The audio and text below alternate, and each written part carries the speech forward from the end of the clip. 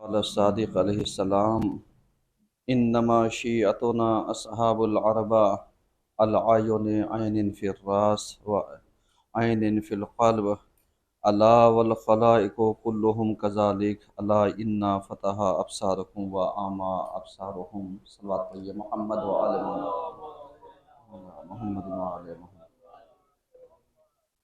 अज़ीज़ान गिरामी, आज के पहले खुतबे में सिलसिले मबाहिस को आगे बढ़ाते हुए हमारी गुफ्तगू इस उन्वान पर जारी है, शिया पैगंबर व अहले बैत की निगाह में। इस मौजू पर गुफ्तगू चल रही है और हमने बहुत सारी बातें आपकी खिदमत में अर्ज़ की हैं।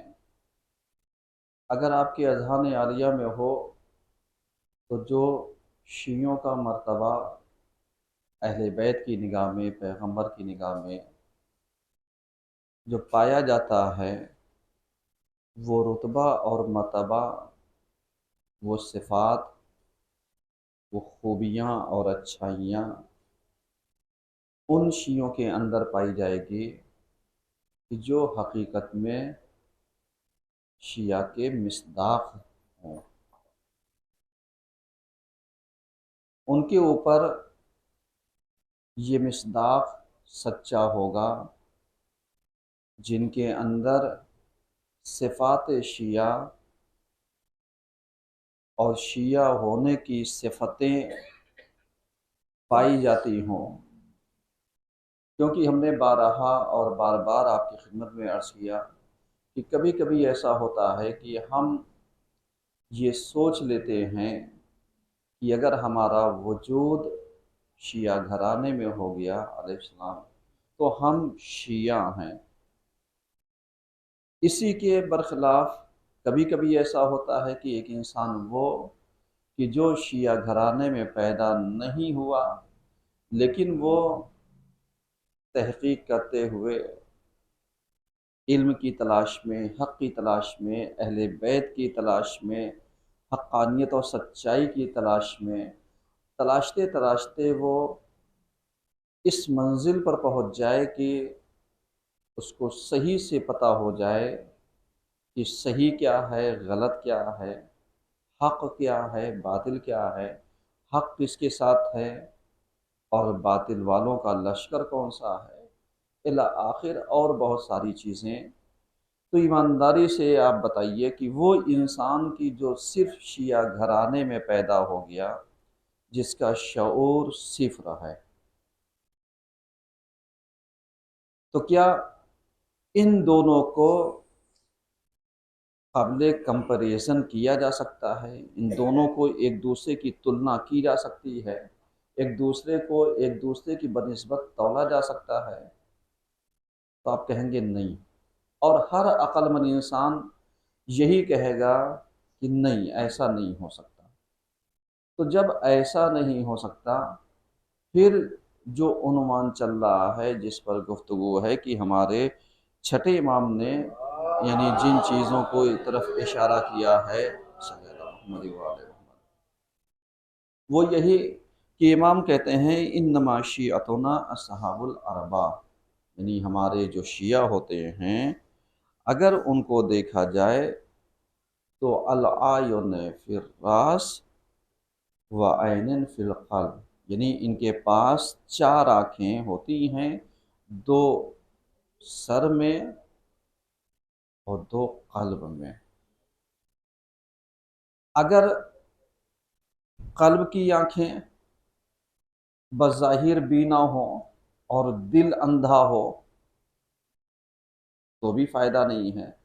कभी कभी ऐसा होता है कि बज़ाहिर आँखों में बीनाई नहीं, इंसान ब्लाइंड है,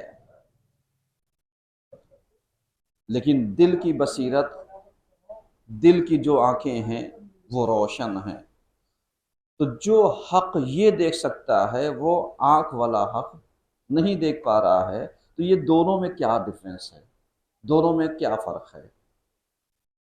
चूँकि आज हमारे यहाँ अगर समाज में उठा करके देखिए और गौर व फिक्र कीजिए तो बहुत सारे अफराद जिनकी सिफतें ये पाई जाती हैं कि जिनकी आँखें, जिनके दिल दिमाग, जिनका वजूद है भी और नहीं भी है अलैहिस्सलाम, जिनका वजूद अगर गिनती किया जाए तो है, लेकिन अगर उनको इसालतन तलाशा जाए तो नहीं है।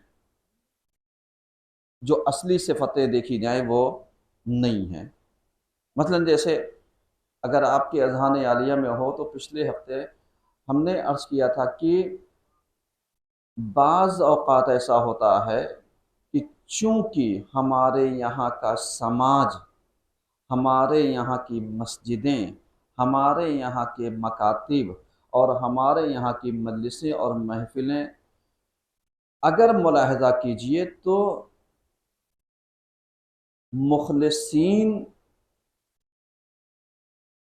की जो तादाद होनी चाहिए थी वो तादाद क्या है, कम है। यानी जैसे एक समाज में अगर आप कहीं चले जाइए, अगर आपको पता लग जाए कि फ़लाँ जगह की आबादी बिलफ़र्ज़ 1000 इंसानों के ऊपर की है, तो अब 1000 इंसानों के यहाँ अगर बच्चे पाए जाते होंगे तो आपकी नज़र में कितनी गिनती होगी? और मुश्किल तमाम अगर 2-2.5% भी अगर वैसे निकालिए तो आप कितना निकाल लेंगे? अगर 10-20%, 25% निकालिए, यानी आबादी के हिसाब से तो कितनी गिनती होगी। अब इसी आबादी को आकर के आप मकातिब में देख लीजिए कि साहब हमारे यहाँ के इलाके में मकतब इतना है, आबादी इतनी है, बच्चे कितने हैं, रियल्टी में कितने हैं, आ कितने रहे हैं। ईमानदारी से आप बताइए। तो इसका एक रीज़न मैंने आपकी खिदमत में जो पिछले हफ्ते अर्ज़ किया था वो यही था कि चूँकि यानी हमारी आदत अलैहिस्सलाम, हमारी फितरत में जो समाज का खिदमत करने वाला जो हमारे दरमियान किसी भी इलाके का हो मौजूदा आलिम होता है, उसका समाज से पता नहीं किस बुनियाद पर 36 का आंकड़ा ज़रूर रहता है। यानी और इसके पीछे हमने रीज़न जिस चीज़ को बताया था वो यही था कि चूँकि हम लोग अपने दिल की भड़ास निकालने के लिए घरों में बुराइयाँ, भलाइयाँ, कमियाँ, कोताहियाँ ये सब क्या करते हैं अलैहिस्सलाम डिस्कस करते रहते हैं।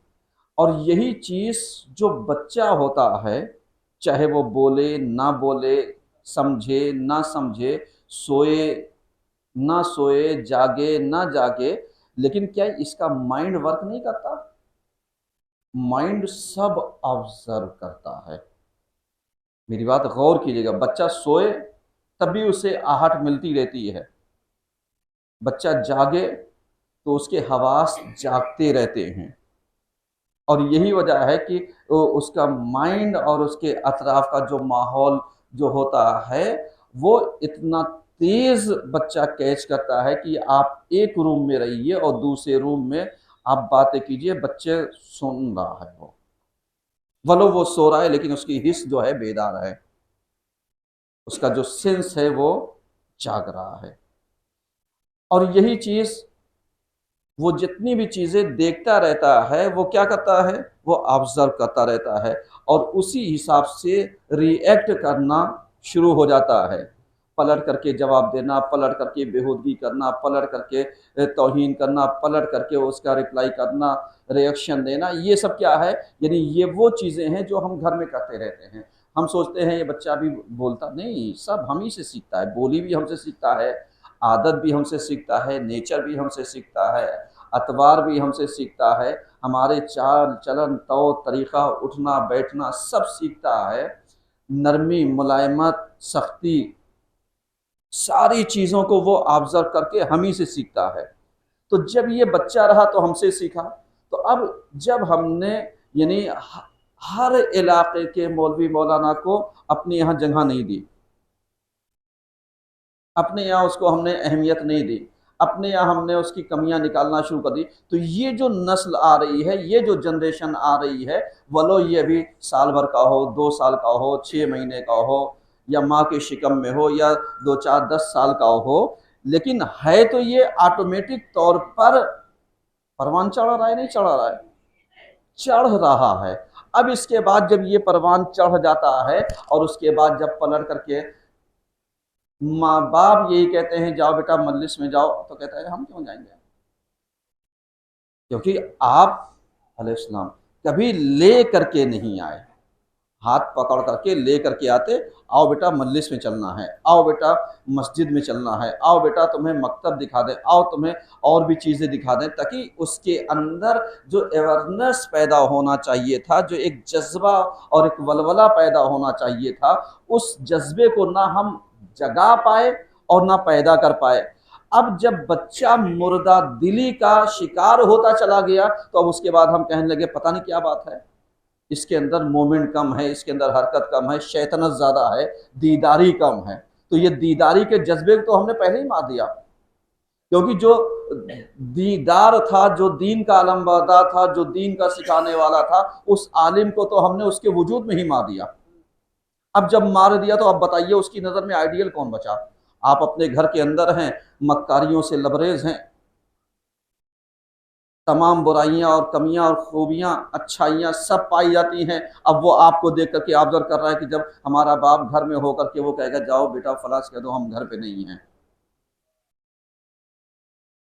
सही है, उसके बाद वो आपको देखेगा आपने फ़ोन रिसीव किया, क्या बताएं अभी हम घर पे नहीं हैं, और वो बच्चा देख रहा है साहब आप घर में हैं और सामने वाले से झूठ बोल रहे हैं। तो इस तरीके की बहुत सारी चीज़ें क्या हैं, पाई जाती हैं। अब इसके बाद आप कहिए मैं शिया हूँ, अब ये बता दीजिए, इतनी सिफतें बताने के बाद इमाम ने क्या कहा, हमारे असहाबों के अंदर जो पाई जाने वाली आंखें हैं, बीनिश है, वो कितनी हैं, 4 हैं। ये आंखें तो आपको देख नहीं पा रही हैं, दिख रहा है, लेकिन हमें रंग बिरंगे और वाइट कलर वाले सभी नजर आते हैं। तो हमारी नजर में ये आंखों ने तो सबको देखा, मुहर्रम आ गया मजलिस में हमने सबको देखा, मुहर्रम आ गया जुलूस में हमने शिरकत करते सबको देखा, महफिल हो गई महफिल में आते हुए हमने सबको देखा, तो अब हमारी नजर में सब मोमिन ही तो हो गए। अब ये हम भूल गए कि साहब ये जितने बैठे आए हैं, अब इनसे जरा सा पूछो कि इन्होंने 1 घंटा 1.5 घंटा 1.25 घंटा मौलवी मौलाना की गुफ्तगू सुनी, सुनने के बाद किसने दिल पर लिया और किसने दिमाग पर लिया, अलैहिस्सलाम, किसने दिल के ऊपर लिया और किसने दिमाग के ऊपर लिया, गौर कीजिए। और उसके बाद अगर हमारे समाज में यानी इंसान को अलैहिस्सलाम मिसगाइड करने वाले ज़्यादा मिल जाए, बहकाने वाले ज़्यादा मिल जाए, जैसे बहुत सारे अफराद पाए जाते हैं ना, हमें क्या मतलब, हम तो अपने घर पे खुश हैं, बेशक आप अपने घर के ऊपर खुश रहिए, लेकिन फिर आपको अपने ही घर के बराबर अगर जन्नत मिले तो फिर शिकवा नहीं होना चाहिए, शिकायत नहीं होनी चाहिए, क्योंकि आपका दायरा कितना था, घर बराबर। तो अब अगर आपको आखिर में रिहायशी जो मिले वो घर बराबर मिले तो फिर शिकवा नहीं होना चाहिए, क्योंकि आप उतने ही घर के अंदर तो आपने अपने आप को कैद कर रखा था, आपने यही सोचा यही समाज है, यही सोसाइटी है, यही हमारी जिम्मेदारी है, यही सब कुछ है। लेकिन एक इसके बरखिलाफ एक इंसान वो कि जो अपने घर की जिम्मेदारी भी निभाता आ रहा है और बाहर की भी जिम्मेदारी निभा रहा है, तो अब जब बाहर की जितनी बड़ी जिम्मेदारी वो निभाता आएगा उतना ही बड़ा तो उसका अजर होगा। अब जब अजर बड़ा होगा तो जाहिर सी बात है अल्लाह जब कल क़यामत के दिन उसे अजर देगा। तो अब ये जो घर के अंदर बैठा हुआ था और ये जो घर के बाहर भी पेन ले रहा था, घर के अंदर भी उसे पेन मिल रहा था, तो जब कल दोनों को अजर मिलेगा तो किसको कम मिलेगा, किसको ज्यादा मिलेगा, बोलिए जरा सा। ऐसे टायर बैठ गए हैं जैसे लग रहा है कि हम कहीं और बोल रहे हैं, नहीं मैं आप ही के सामने गुफ्तगू कर रहा हूँ। एक सलमान पढ़िए सब मिल गए।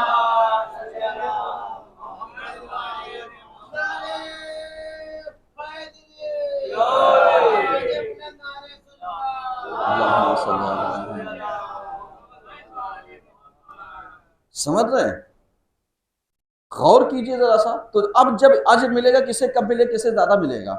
अब वहां पर आप खड़े हो, साहब मैं भी शिया ये भी शिया, तो मौला क्या कहेंगे? तेरे भी पास चार आंखें थी, लेकिन दो आंखें अंधी थी, दो आंखें आपको देख नहीं पा रही थी। इसके पास भी चार आंखें थी, इसका कल्ब भी रोशन था, इसकी आंखें भी रोशन थी।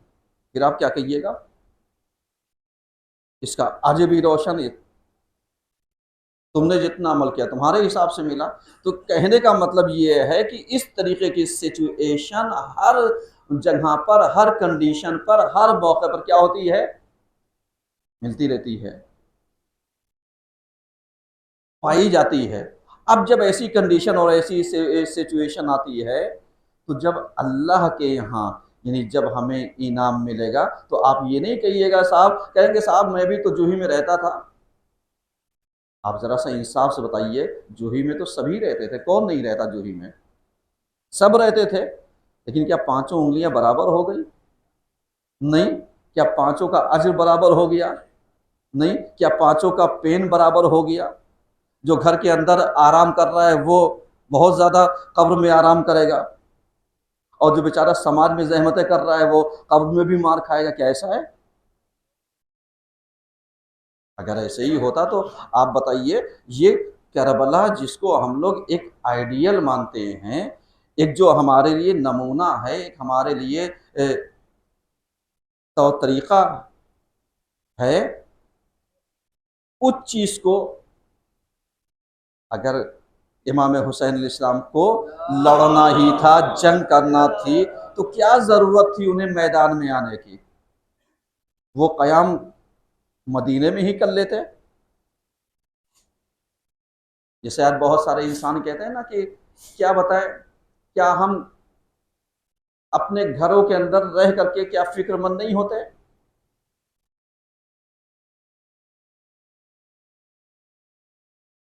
फिक्रमंद होना एक स्टेप है, उस फिक्रमंदी पर कोशिश करना, ट्राई करना, ये दूसरे स्टेप है।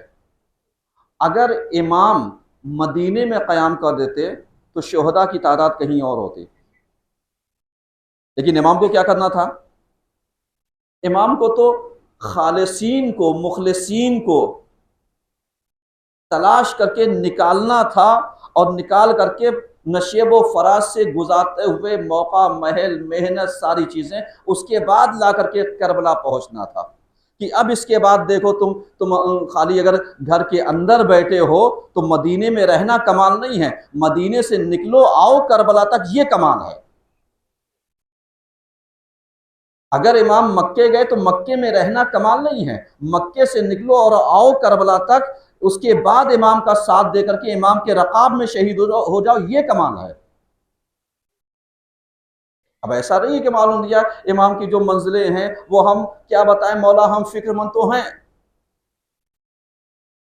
लेकिन फिक्रमंदी जिस काम की जो आकर के आपको इमाम के साथ देने के लिए उकसा ना सके, ऐसी फिक्रमंदी किस काम की?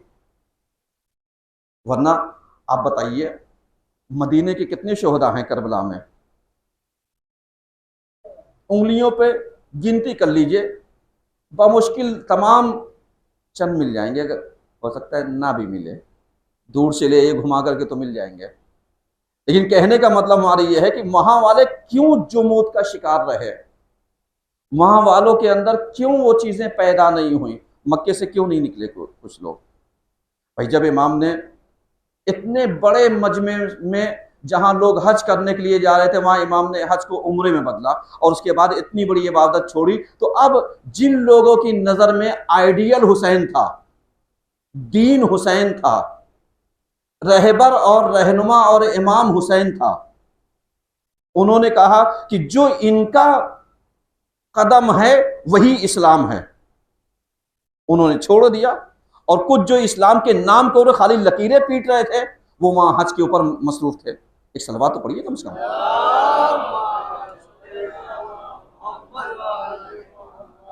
मेरी बात जरा सा गौर कीजिएगा, क्योंकि मैं कुछ बातें आपके अज़हान आलिया में सुमोना चाहता हूं और पहुंचाना चाहता हूं, ताकि बहुत सारे मैसेजेस यानी हमारे जहनों में रहें और जो हमारे जहनों में एक इनकलाब पैदा करें,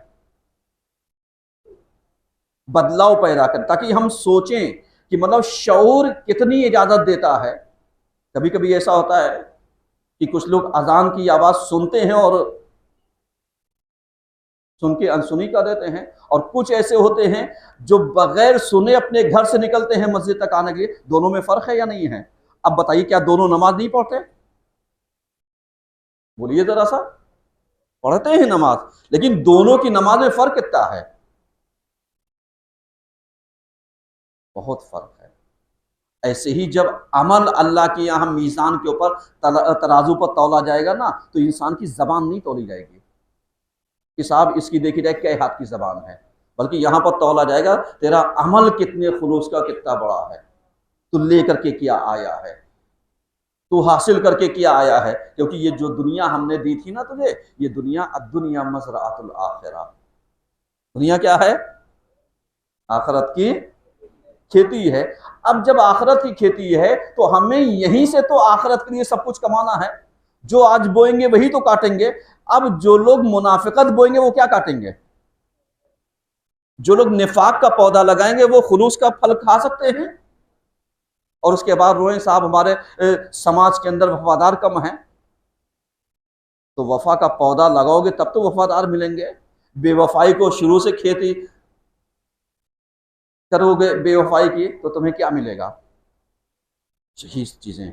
जबकि हकीकत में अगर आप गौर कीजिए तो मिलना क्या चाहिए? मिलना वो चाहिए जो अइम्मा देना चाहते हैं। अइम्मा, चूंकि मेरा मौजू क्या है, मौजू यही है कि शिया पैगंबर और अहले बैत की निगाह में, इतनी बातें हमने कही। अब इसके बाद आगे स्टेप सुनिए कि अगर हम अपने आप को शिया कहते हैं, कौन से शिया हैं? ज़बानी, व्हाट्सएप वाले, सोशल मीडिया वाले, घर बैठने वाले, मैदान अमल में आने वाले, मैदान में डटने वाले, मैदान से भाग जाने वाले, कौन से शिया हैं?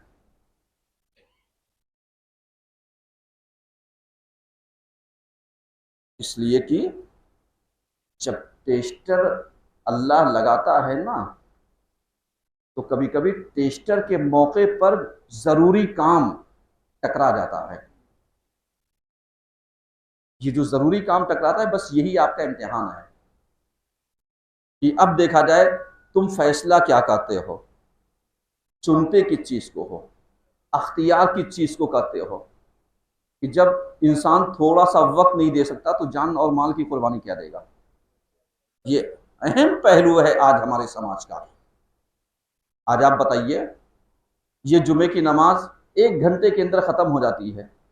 अगर हफ्ते भर में 7 दिन होते हैं, 7 दिन के लास्ट दिन में, जिसे जुमा कहते हैं, मतलब मैं वैसे गिनती कर रहा हूं, उस 24 घंटे में 1 घंटा मांगा गया सिर्फ नमाज जुमा के लिए। हम 1 घंटा भी ना निकाल पाए। अब आप इसको कैलकुलेशन कीजिए, चाहे 100 घंटों में से तुमसे 1 घंटा मांगा गया, 1 घंटा ना दे पाए तो क्या दोगे? क्या निकालोगे? क्या अता करोगे? क्योंकि जब हमारे और आपके कदम मस्जिदों तक नहीं आ सकते तो मैदान अमल तक कैसे जाएंगे? क्योंकि यहां तो भी कुर्बानी मांगी नहीं गई है। यहां तो सिर्फ ये देखा गया कि जब अजान की आवाज सुनो तो दौड़ पड़ो, या अय्युहल्लज़ीना आमनू इज़ा नूदिया लिस्सलाति मिन यौमिल जुमुअति फस्अऊ इला ज़िक्रिल्लाह व ज़रुल बैअ ज़ालिकुम खैरुल लकुम इला आखिर। यानी आओ तलाशो जरा सा।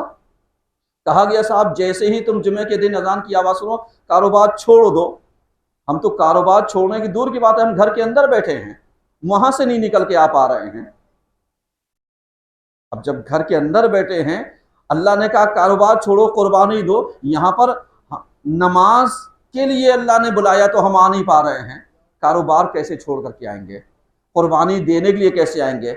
जान माल की कुर्बानी कैसे देंगे? अब उसके बाद हम ये कहें कि मौला क्या बताए, ये जो हिजबुल्लाही, ये फला, ये वो, हम भी वहां पर होते तो हम भी ये कर देते, मियाँ जब तुम अपने इलाके में निकल करके नमाज पढ़ने तक का वक्त नहीं निकाल पा रहे तो कुर्बानी देने का वक्त कहां से निकाल पाओगे?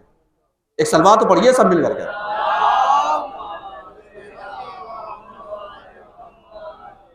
गौर कीजिए जरा सा।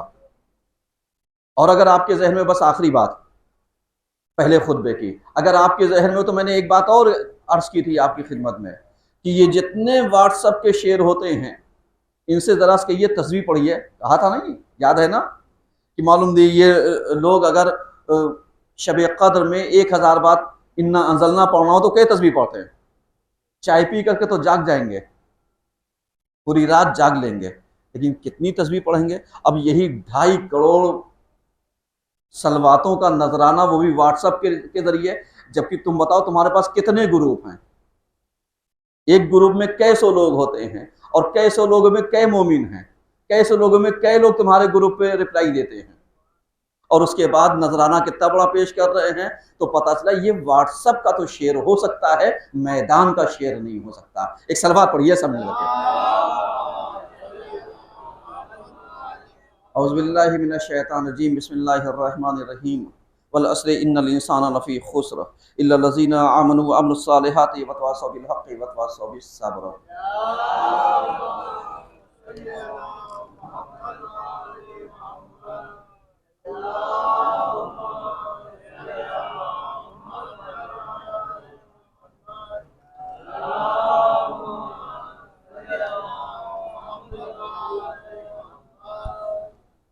औज़ुबिल्लाहि मिनश शैतानिर रजीम, बिस्मिल्लाहिर रहमानिर रहीम।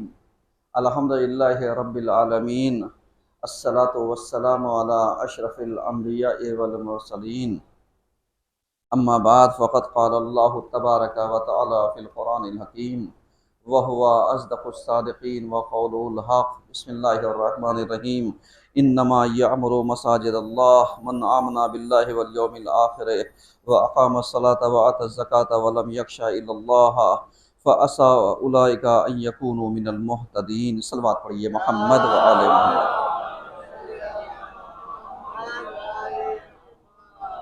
अज़ीज़ान गिरामी, आज के दूसरे खुतबे में सिलसिले मबाहिस को आगे बढ़ाते हुए हमारी गुफ्तगू इस उन्वान पर जारी है कि अब्द व माबूद के दरमियान राबिता, यानी जो बंदा है इसके दरमियान और जो खुदा है उसके दरमियान राबिता कैसा होना चाहिए। आप यकीन जानिए, अगर आप मुतालिया कीजिए और देखिए, चूँकि आप मीडिया की ज़मानी ना जाइए, आप अपनी बीनिश वाक़इयत और सच्चाई पर आप कायम रहिए, क्योंकि इस वक्त ये जो मीडिया है ना, सोशल मीडिया, ये आपकी पोस्टों पर भी आपको अपना अधिकार नहीं रखने दे रही है। अभी आप ज़रा सा जो आइडियल हैं और इनकलाबी हैं, जो अपने हक़ और अपनी सरज़मीन के लिए लड़ रहे हैं, आप उनकी तस्वीर पोस्ट कर दिए, देखिए आपका अकाउंट रिमूव हो जाएगी या वो पोस्ट रिमूव हो जाएगी और आपको फ़ौरन नोटिस आ जाएगा कि साहब आप ये काम क्यों कर रहे हैं, क्योंकि ये कम्युनिटी के ख़िलाफ़ है उनके। अब आप उनसे पूछिए फिर चला क्यों रहे हो? भाई सोशल मीडिया तो इंसान सोचता है मेरे अख्तियार में है, लेकिन तुमने अख्तियार छीना कितनी चालाकी से है कि तुम्हें अपनी फेवर की पोस्टें चाहिए, तनकीदें नहीं चाहिए, कमेंटमेंट नहीं चाहिए, सच्चाई नहीं चाहिए, वाकईयत नहीं चाहिए, तो आप उनको छोड़ दीजिए। लेकिन कम से कम अल्लाह ने आपको अक्ल तो दे रखा है, सही और गलत की समझ तो दे रखी है ना। पहले सही को पहचानो, सच को पहचानो, तब सच्चों तक पहुंचोगे। पहले हक को पहचानो, तब हक वालों तक पहुंचोगे। हमारे यहाँ खराबी क्या है?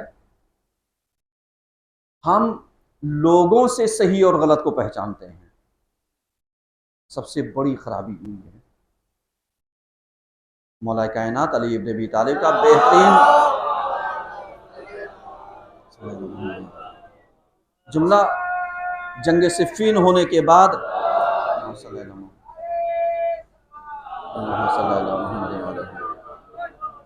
होने के बाद एक शख्स आपकी खिदमत में आया और कहने लगा मौलाना मुझे ताज्जुब है, ये जंग कैसे हो रही है, क्या है? तो मौला ने यही कहा, तूने जाहिर को देखा, तू बातिन को देखता। तुझे अगर हक पता चलेगा तब हक वाला पता चलेगा, तुझे अगर बातिल पता चलेगा तब बातिल वाला पता चलेगा। तो तुम्हारी और हमारी सबसे पहली जिम्मेदारी और अकली तकाजा क्या है? सच का पता लगाना। चूंकि अफरादों के जरिए सच नहीं पता चलता, अशखासों के जरिए और लोगों के जरिए सही पता नहीं चलता। पहले सच का पता लगाओ, उसके बाद सच वाले खुद ही क्लियर हो जाएंगे। पहले बातिल का पता लगाओ, गलत का पता लगाओ, उसके बाद जो अहले गलत वाले होंगे, अहले बातिल वाले होंगे, वो ऑटोमेटिक क्या हो जाएंगे? क्लियर हो जाएंगे। हमारे यहाँ क्या होता है? हमारे यहाँ तीसरा शोशा हो जाता है, ना सही और ना गलत, वो उठा करके पूरी बात ही मोड़ दी जाती है। साहब ये बताओ जंग ही क्यों हुई थी जो सही गलत होती? मैं एक मिसाल दे रहा हूँ सिर्फ। अगर हम लोग कहीं मौला के ज़माने में होते ना, तो मौला के रकाब में कम होते, उनको मशवरे ज़्यादा देते कि मौला ऐसे ऐसे कर लीजिए, आप जीत जाएंगे, हम आपके साथ हैं, और कुछ नहीं करेंगे तो कम से कम आपके लिए दुआ तो करेंगे। अब आप सोचिए ज़रा सा, जंगें दुआओं से नहीं जीती जाती। दुआ एक हरबा है, दुआ एक हथियार है। जंगें हौसलों से जीती जाती हैं, जंगें अकीदों से जीती जाती हैं, जंगें अपने अंदर पाया जाने वाला कॉन्फिडेंस जो होता है उससे जीती जाती है। वरना अगर ऐसे ही सब दुआ करते रहते तो आप बताइए, बहुत सारी तारीखें आपने पढ़ी होंगी जिसमें नादिर शाह दुरानी का वाक़या सुना होगा आपने। मौला कायनात अली इब्न अबी तालिब के दरवाजे यानी हरम के बाहर मार मरीजों की तादाद थी। उससे पूछा कितने दिन, उससे पूछा कितने दिन, किसी ने कहा 10 दिन, किसी ने कहा 12 दिन, किसी ने कहा महीना भर, किसी ने कहा 2 महीना, किसी ने कहा साल भर। कहा समझ लो मैं अंदर जा रहा हूँ, अगर मैं आया और एक दिन का टाइम दे रहा हूँ, जितने दिखे उनको तलवार से तो काम तमाम कर देंगे। अब आप जरा सा, ये सिर्फ मैं अपने लफ्जों में बयान कर रहा हूँ ताकि आप इस चीज को समझिए। और उसके बाद जब उसके बाद वो दोबारा पलट करके आया तो जितने पहले थे वो दिखाई नहीं दिए। कहा क्या हुआ? कहा साहब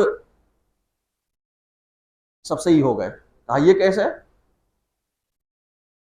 कहा ये चूंकि इनके ऊपर तलवार लटक रही थी, वरना दुआ तो ये पहले भी मांग रहे थे, लेकिन दुआ असर नहीं कर रही थी। क्योंकि जब तक दुआ के ऊपर तलवार न लटक जाए खतरा, तब तक कोई चीज कामयाब नहीं होती है। और अगर खाली दुआ करने से कामयाब होता तो जाकर के आज भी देख लो,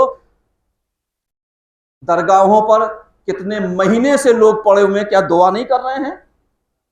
नहीं, दुआ कर रहे हैं, लेकिन सरसरी दुआ कर रहे हैं। एक सलवार पढ़िए सब मिल करके।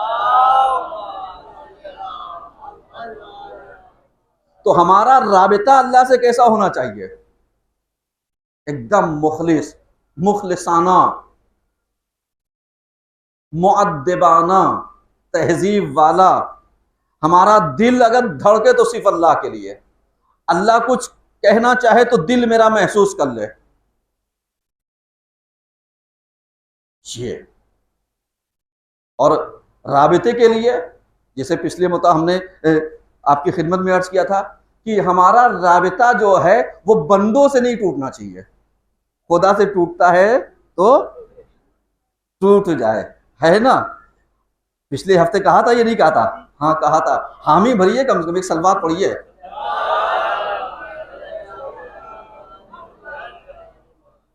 लेकिन हकीकत में बंदा नाराज होता है तो हो जाए, लेकिन खुदा को नाराज नहीं होना चाहिए। ये होना चाहिए मेयार। बंदा बिगड़ता है तो बिगड़ जाए, लेकिन खुदा से हमें ताल्लुकात नहीं बिगाड़ने चाहिए। ये है पॉइंट। हम लोग क्या करते हैं? हम लोग यही सोचते हैं अल्लाह को तो जब चाहेंगे तब मना लेंगे, इसलिए कि वो गफूर भी है, वो रहीम भी है, वो फला भी है, वो ये भी है, वो भी है। काश मौलवियों ने तबलीग की होती कि वो जब्बार भी है, वो काहार भी है, वो ये भी है, वो भी है, वो कूटने वाला भी है, वो जिल्दों को, खालों को उधेड़ देने वाला भी है, तो इसका नजरिया चेंज हो जाता। लेकिन हर मौका तो यही कहा गया साहब वो तो रहमान है, रहीम है, तो हमने इस रहमान रहीम को कितने उसमें ले लिया, इतने हल्के में ले लिया कि मालूम दिया कि सारे ताल्लुकात भारी पड़ गए और अल्लाह से ताल्लुकात जो है वो हल्का पड़ गया। और ना यकीन हो तो आप देख लीजिए, अल्लाह के घर में कैमरा घूमता है ना, हर हफ्ते देख लीजिए कितने लोग होते हैं। लेकिन ये कैमरे जो शादी ब्याह में घूमते हैं उसमें देख लीजिए कैसे लोग, 1000 की तादाद में होते हैं। सलवात तो पढ़िए कम से कम।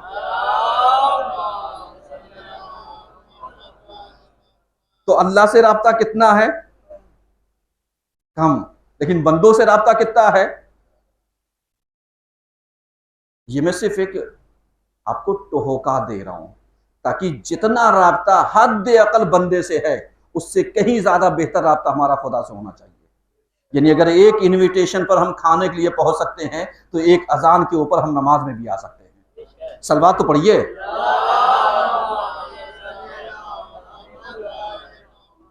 यानी गौर कीजिए आप मेरी बात, यानी ये तंज नहीं है, ये कमेंट नहीं है कि आप सोचिए मौलाना तंज कर, नहीं, एक हिदायत है, वाज है, नसीहत है, और इस पर अमल कर लेंगे तो हम अच्छे हो जाएंगे, हमारा राब्ता खुदा से अच्छा हो जाएगा, हम खुदा वाले हो जाएंगे, खुदा हमारे कल्ब में, हमारे निगाहों में, हमारे दिल दिमाग में खुदा रहेगा। लेकिन अगर हम उसी जगह मक्कार हो जाए तो हर वक्त शैतानत रहेगी, हर वक्त रिश्तेदारी रहेगी, हर एक को चूना कैसे लगाना है ये रहेगा, हर एक से मांगना कैसे है ये रहेगा। लेकिन अगर हम ये जान ले कि मांगना सिर्फ खुदा से है तो हम किसी के लिए, हम जाकर के क्यों किसी के सामने खुशामद करें? हमें अगर खुशामद ही करके मांगना है तो अल्लाह से नहीं मांग लेंगे गिड़गिड़ा करके, क्योंकि वो तो उसको भी दे रहा है जो नहीं मांगता। और अल्लाह ही तो यही कह रहा है, तुम मुझसे मांगो, अदऊनी अस्तजिब लकुम, तुम हमसे मांगो तो हम तुम्हें अता करेंगे, हम तुम्हारी आवाज पे लब्बैक कहेंगे, हम तुम्हें नवाजेंगे। लेकिन कभी कभी ऐसा होता है बंदा ऐसा मांग लेता है जो खुदा की मसलहत के खिलाफ है। सही है, जैसे बहुत सारे अफराद, एक बात अर्ज कर रहा हूं, बहुत सारे अफराद ये कहने लगे हैं साहब अगर दुनिया से जुल्म और जौर खत्म करना है तो कहेंगे अच्छे काम ना करो, कहेंगे जितने अच्छे काम करने वाले इन्हें मार दो। कहा क्यों? कहा इसलिए जब जुल्म और जौर होगा तभी तो इमाम आएंगे। नजरिया बिल्कुल गलत है, नजरिया बिल्कुल गलत है। और ऐसे नजरिए के तरफदार अफराद पाए जाते हैं हमारे हिंदुस्तान में, बहुत सारे हैं जो इस नजरिए के हैं। जबकि ये कहा गया है कि साहब तुम अगर ऐसे जमाने में रहो जिस जमाने में जुल्म और जौर अपने उरूज पर रहे और तुम्हारे बस में कुछ ना हो और तुम तमाम तरफ से घिरे हुए हो, तो रिवायतों ने जो रास्ता दिया, कहा तुम 24 घंटे बावजू रहा करो, तमाम आफात और बलियात से महफूज रहोगे। और हमने क्या कहा? अब आप सोचिए, इस्लाम राह हल देता है और हम राह फरार अख्तियार करते हैं। और राह फरार अख्तियार करने के लिए एक एक बहाना तलाशते हैं, इतना बहाना तलाशते हैं कि हम ये भूल जाते हैं कहीं ऐसा ना हो कि हम बहाना तलाशते तलाशते दीन से बेदीनी की तरफ इतनी दूर निकल जाएं कि जहां से पलट करके दोबारा आना इम्कान में ना हो। हम ईमान से इतने दूर हो जाएं कि हम नाम के मुसलमान तो रह जाएं, लेकिन रूह ईमान हमारे कल्बों से इतनी दूर हो जाए जितनी दूर आज क़यामत है। जबकि कहा गया इन्नस्साअता लक़रीब, क़यामत क्या है? आने वाली, बिल्कुल करीब है। लेकिन कई सौ साल हो गए अभी तक आई नहीं है। तो इस तरीके की बहुत सारी चीज़ें पाई जाती हैं। तो हमें क्या करना है, हमें अपना राबिता अल्लाह से बेहतर, बरतर, शराफत वाला, बाशरफ, इज्जत वाला ये बनाना है। वरना मक्कारियाँ, अय्यारियाँ, धोखाधड़ी, बेईमानी ये तो पूरी दुनिया कर ही रही है, फिर इसमें अहले ईमान वालों की गिनती कितनी है।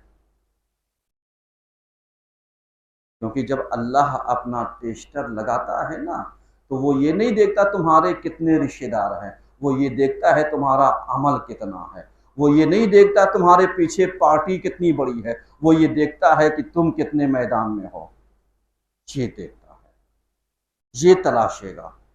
कोई किसी की वजह से बख्शा नहीं जाएगा, लेकिन किसी की वजह से फंस जरूर जाएगा। क्योंकि कुरान कहता है, मौलाना अलमदार के जुमले नहीं है कि बहुत सारे लोग दोहाई देंगे, काश मैंने फला को अपना दोस्त ना बनाया होता। तो इसका मतलब ये दोस्त जो है, दोस्त को खींच ले जाएगा। जैसे कभी आप मजलिसें होती हैं और बाहर थर्ड आई लगाइए आप जरा सा, उसके बाद एक दोस्त आएगा, अभी तो मौलाना कौन है, हाँ चलें। अब वो लेकर के गया, बाहर खड़े होकर के इतनी देर बातें करें, यहाँ खत्म हो गई, अब लास्ट में आ गया, मेरा हिस्सा तो दे दो। ये मैं एक मिसाल दे रहा हूँ, किसी पर कमेंट नहीं कर रहा हूँ, सिर्फ एक मिसाल दे रहा हूँ। उसके बाद अगर उसका दोस्त उठ भी नहीं रहा है तो उसको फोन मिला देंगे, नहीं उठो आओ चलो, कहाँ बैठे हो, बहुत बोर मजलिस पढ़ रहे हैं। यानी ये क्या हुआ, तो अब पता चला जो अज्र मिलने वाला था वो मिला नहीं, बहकाया किसने। बस आखिरी बात समझिएगा, आखिरी बात नतीजा दे रहा हूं कि अल्लाह से राबिता कितना मजबूत होना चाहिए, अब्द और माबूद के दरमियान का राबिता कितना होना चाहिए। बस इस बात से समझ लीजिए कि जब हमारा दोस्त मस्जिद की तरफ आने के लिए कहता है तो हम कहते हैं भी पाक और साफ नहीं, नहाए नहीं है। और जब हमारा दोस्त कहता है आओ चलो कुछ खा पी करके आ जाएं, दावत में चलना है, कहता है रुको अभी नहा करके कपड़ा बदल करके आते हैं। तो बस इतना ही फर्क है तुम्हारे राब्ते में, खुदा के राब्ते में और बंदे के राब्ते में। अगर अपना राब्ता बदल दोगे तुम्हारा राब्ता खुदा से मजबूत हो जाएगा। एक सलवात पढ़िए सब मिल करके। इंशाअल्लाह आज की हदीस के साथ ठीक 8:30 बजे इसी मकतब इमामिया में होगी। आप हज़रात कसी तादाद में तशरीफ लेकर के आइएगा। औज़ुबिल्लाहि मिनश्शैतानिर्रजीम, बिस्मिल्लाहिर्रहमानिर्रहीम, इन्नल्लाहा व मलाइकतहु युसल्लूना अलन नबी या अय्युहल्लज़ीना आमनू सल्लु अलैहि व सल्लिमू तस्लीमा। अल्लाहुम्मा सल्लि अला सय्यिदना मुहम्मदिन सल्लल्लाहु अलैहि वसल्लम व अला अमीरिल मोमिनीन अली इब्न अबी तालिब व अला फातिमा मुहम्मद व अला हसन मुस्तफा व हुसैन शहीद बिकरबला व अली इब्न हुसैन मोहम्मद इब्न अली व जाफर मोहम्मद व हुसैन इब्न जाफर अली इब्न मूसा मोहम्मद इब्न अली व अली इब्न मोहम्मद वल हसन इब्न अलैहिस्सलाम। अल्लाहुम्मा सल्लि अला मौलाना साहिब ज़मान माही आसार अल बिद व तुग़यान वहाद में अमन शिरक व निफाक। परवरदिगारा हमारी इस कलील से इबादत को कबूल फरमा लेना। परवरदिगारा हम लोग जिस मकसद में, जिस मिशन में लगे उस कामयाबी अता फरमा देना। परवरदिगारा हमारे इमाम के ज़ोहर में ताल अता फरमा और हम सबको उनके आवान व अंसार में